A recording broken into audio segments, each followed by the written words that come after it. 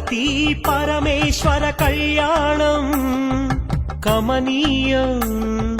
కనువిందు ఆయనే ఈ లోకం భూలోకం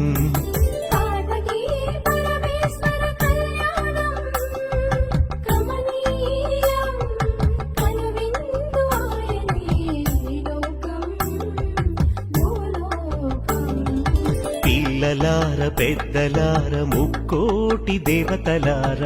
చూడగరారండి తనివి తీరా శివ పార్వతి కళ్యాణం లోకాలకు శుభకార్యం